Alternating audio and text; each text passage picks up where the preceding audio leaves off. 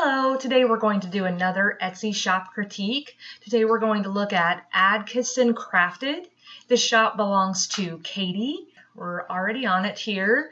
So this shop has 23 sales so far, and it has 25 products listed, and it has 13 reviews, I believe. Yes, it has 13 reviews. All are 5-star, except for one is a 4-star review.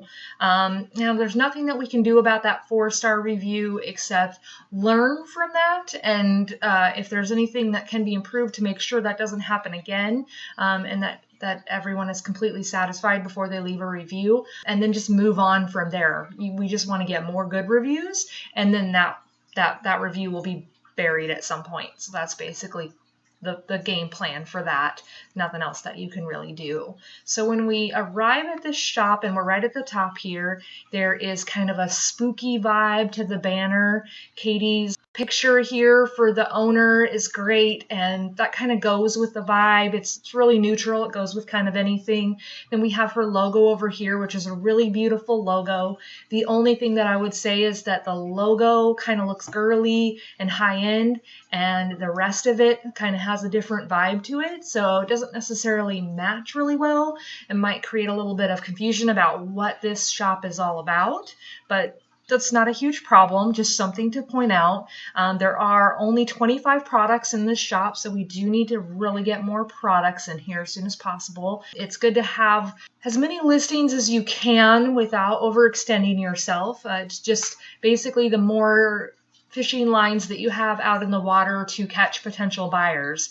And so the less you have, the less lines you have out there to try to have someone find your item. Now, looking through the listings, we're kind of looking for a theme, and it is a little bit random. Some of these items go really nice together and make sense, and then others just kind of seem like they belong to a different shop, maybe. We got all this cool hydro dipped stuff, and a lot of it's all home decor, and that makes sense. But then we also have this lavender, and then we have the jewelry items. And the jewelry items, this one that kind of has this geometric abstract coloring, kind of goes more with the designs of the rest of the items, but then these other jewelry items down here kind of just seem super random. So I understand if you have those items, if you had them in your shop for a long time and they sold and they have a history, you might be attached to keeping them in there. That's not a huge problem. I just think if you have more items overall, it doesn't look quite as strange, but it definitely catches your eye. There's these leaf earrings here too, which are really pretty, and I understand if you really want to keep them in there. I completely understand. There's only 25 items, and out of those 25 items, there's 7 different sections. So you've only got one picture frame, you've got one vase, you've got 3 jewelry items, you've got the lavender, and then you've got some home decor items. And so it's just doesn't really give you a feeling of like a professional store when you do it that way. Like I said, it's not a huge deal. It's not a deal breaker at all, but it's just something to keep in mind, that you might want to think about changing. If you sell out of those items, I wouldn't add more items like that necessarily, but that is really up to you. The photos are really nice and clear. The only thing I would say about the photos is that there's not a lot of size reference in a lot of the photos. If you can have a picture of your items next to a quarter or a ruler or something like that, it really helps. This particular listing is a little bit confusing because it's the blue votive candle sets. I'm guessing that this other set down here may be sold, and now these are the ones at the top are the only ones left. This sort of frame around it is a little distracting, a little strange. And then if you don't have these ones anymore, I would really just get rid of this picture and use either this picture, or I really prefer this picture right here myself. But either of those pictures I would put as the main listing photo.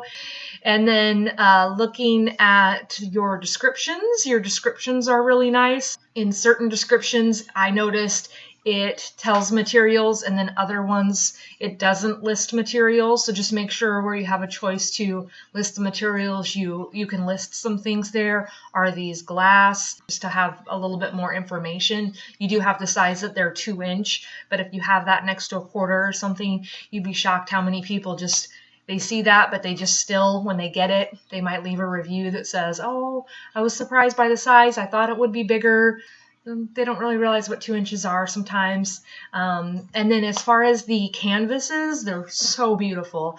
And they say that they're 4 inches by 4 inches, but you should also include how deep they are, because that can make a difference for some people. They have a certain thing in mind that they want to do with them, and they want to know how deep they are. Are they 1/4 inch deep? Are they an 1/8 inch deep? So, and these pictures are really beautiful. I think you're capturing the essence of the item really well. It's just, where's the picture of this on a shelf or on a wall or somehow in a home with some kind of background? I think that would be really nice. That would be something that would be hard to recreate without actually physically putting it somewhere and then taking a photo. So I recommend trying to find a place to take some more photos of the items kind of more in use. That would be really helpful to just give the buyer a feeling of what that would look like in their home. And that's the same with the candles and everything else. If you can give the buyer some kind of idea of what that would look like in their home, that would really help just secure that trust. And then we have this one down here, the Ride or Die, and there's 2 of them. And this is a nice photo, but it kind of makes it look like there's 2 sets, and I think you're just selling 1 set. So I think it would be good to change this photo to have just either the black background or the white background. I think I like the black background better, but it's really up to you. I do think you need to get these photos on a shelf or somewhere in real life too, and that would be really helpful, but completely up to you. Now, many of the items look like they're probably one of a kind. So I see only one available on most of these items. So if you can, and you sell this item, if you can make another item that's really similar, then you can relist it. Make sure you add new photos if it turns out different. You're doing a lot of hydro dipping, so there's no way you're going to get the same exact results twice. So you would have to take new photos, but you could pretty much leave everything else in there, and you can relist it. And the reason to do that is because you have a quality score that goes along with each listing. And if you start over with brand new, then it's blank.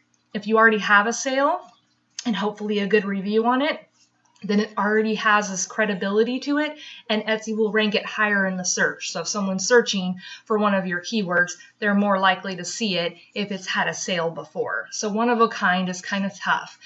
One of a kind is not impossible to rank for. Basically, the way that most shops rank when they have a lot of one of a kind items is if they have a lot of similar items that keep selling, then Etsy knows, oh, this person sells tons of canvases all the time, so we're going to rank their canvases high. But if you don't have a lot of sales yet, it's really hard to get up to that point. So if you can relist it, that is really helpful for your ranking. One other thing that I wanted to talk about is your titles. Some of your titles are better than others, but looking and searching these keywords in eRank, it's not finding a lot of results for people searching. So for example, this one, fall canvas, I searched fall canvas in eRank to see, and I mentioned recently to Katie about eRank, and she hadn't heard of it before, but she was going to look into it. It's definitely a good program to take a look at, but if you look at it, it gives you lots of information at the top there. And it basically said there weren't a lot of searches, less than 20 average per month. But if we go here, we can do a way to organize similar keywords that might be more popular. So I like to look by the click-through rate. So if someone's searching nature canvas art, they're searching an average of 37 times a month, so not a lot of searches. But when they're searching for it, they're generally finding what they were looking for because they're actually clicking on the listings. Somehow it's coming up with more than 100% of the time. And then it has an average of 50,000 listings who are using the same keywords, nature canvas art. Now, nature canvas art isn't necessarily applicable here because there's not really a nature deal about it. But fall tier tray, this would be an item that would potentially be in one of those trays on display. So that is a possible keyword, and that one has 177 average searches, and 100% of the folks that search for that are finding something and clicking on it from there. So you can kind of go down and look at numerous ones. Canvas wall decor gets 103 searches a month, and 100% of the people click on that. But that one has over 1 million competitors for that keyword term, and that's individual listings. So that's a lot of listings. So you can, kind of get an idea there. But what I'm going to do is spend some time, and what I do to do this is I just keep searching and finding the best keywords, and then I'm putting them all together into a list and sending that off to Katie so she can work on that. But overall, a lot of these keywords, nobody's really searching for much, and so that's the reason why you might not be getting a lot of sales or a lot of views. So we've got to find things that will work better. And sometimes keywords aren't describing the item. Sometimes keywords are describing who would purchase the item. They're describing the feeling, the overall vibe. The word aesthetic gets used a lot. So you just kind of have to figure out what people are searching for. And then when they see some of these beautiful items, they're going to want to buy them. And of course, we're not going to pick something that's not your item at all and call it that, because that's not going to work for you. That's just going to have them not click, because if they're on there looking for a backpack and it's a fall backpack, and then we throw in your fall canvas and put backpack in the terms somewhere, and that shows up, that's not going to interest them because they're really looking for a backpack right now. Even if they think that's a beautiful canvas, that's just going to hurt your overall click-through rate, because people are going to search for that and then they're not going to click on it, and that will hurt you. Those were the number one key points that I had about this shop. A lot of things are filled out on here. You have your tagline underneath, which is great tagline, handmade decor, gifts. Those are keywords that people do search, and so that helps to have those in there. You have a nice announcement that is recent. You have a lot of really nice reviews. You have a really nice about section, and that's really helpful for people to relate to you. You talk about your kids. You talk about, how much you enjoy doing your craft, and doing that on top of a lot of other things. So a lot of busy moms are going to read that, and they're going to feel like they connect to you and definitely feel your pain. And then you also have your Instagram and your Facebook attached, which is really good because you want people to be able to follow you and anybody who becomes a fan. And then you've got your shop policies filled out, which is really good because you want to create that trust, and you want to let people know what you're willing to do and what you're not willing to do as far as returns and that type of thing. If there's a question on that, then that might kind of scare people away a little bit. And then we'll just pop over to your Instagram page real quick. Right? And we've popped over to your Instagram page.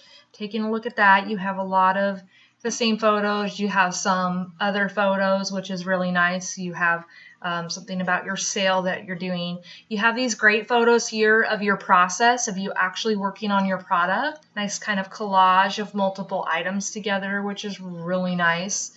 I really like this photo. It catches my attention. Coupon code right in the middle. So that's really nice. You do a really good job with capturing the kind of iridescent glow of the candles. That's really good. That's something that a lot of people would probably struggle with, but you've definitely figured that out. Some of these pictures, you just look at them and it catches your eye, and you know that's a real lit candle. But you can also add photos like this process photo to your Etsy page, and that would show up down below your reviews down here somewhere. And if you want tips on how to do that, just go back to my Etsy shop critique number 1, and that information is listed there. All right, so we've looked over this shop. It looks like it's really coming along. Just need more items, more pictures, work on a few different things. I definitely think one thing that Katie needs to do is just decide for sure what kind of shop she wants to have, what she wants her target buyer to be. Now, the person that buys from you doesn't have to be a bunch of clones of each other and all be super similar. Everybody who buys from you doesn't have to be a mom that's between the ages of 25 and 35. Like, it doesn't have to be anything like that. But just overall, have kind of a picture in your mind of your target buyer, your most common buyer that you would like to come and purchase from you and who you think will connect with your products the best. And then try to build everything around that. So the spooky Halloween vibe or the sweet girly vibe. Nothing wrong with having a little bit of both, but especially when we're right at the top and we're kind of getting a mixed message, because it just kind of doesn't come across quite right. So just maybe think about that. You know, you don't have to change anything, but just think about that. So I want to say thank you so much for those who have subscribed so far. My channel is still new and I'm working on getting more content out to everybody. Please take a moment to click the like button if you found this interesting, entertaining, or helpful in any way, and subscribe if you want to see more videos like this, as well as tips and tricks videos for Etsy or Goimagine. Thank you.